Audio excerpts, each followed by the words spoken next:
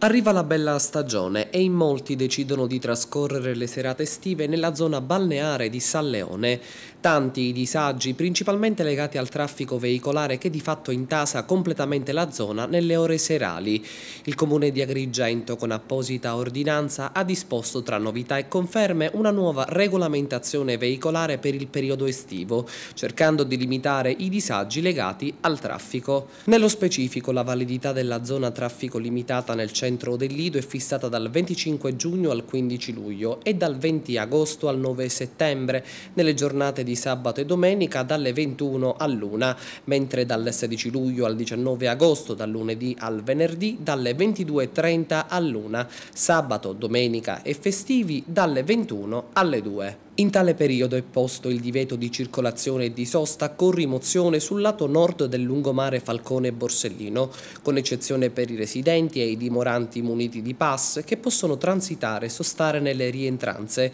per i disabili muniti di contrassegno che possono transitare e sostare negli appositi spazi, le forze di polizia e gli automezzi di soccorso in servizio,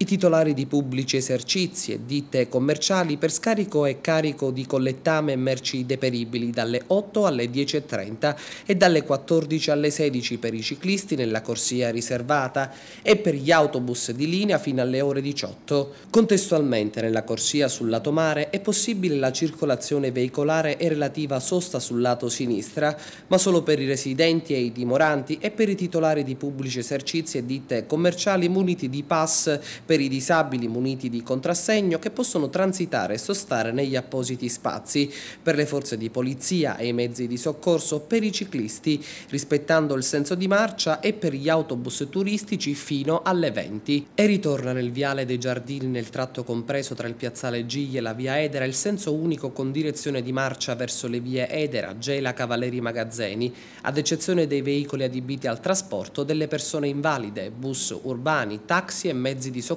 e di polizia. Nel piazzale Giglia, meglio conosciuta come zona Pisciotto, a decorrere dalle ore 19:30 di tutti i giorni viene istituito il divieto di circolazione e di sosta con rimozione forzata per tutti i veicoli. Nel viale dei Pini rimane il doppio senso di circolazione e sul lato sinistro viene istituito il divieto di sosta permanente con rimozione forzata. Ovviamente, nel caso in cui ci fosse la necessità per l'alta densità di traffico, il comando della polizia locale potrà portare deroghe e modifiche ed istituire nuovi divieti di circolazione e di sosta.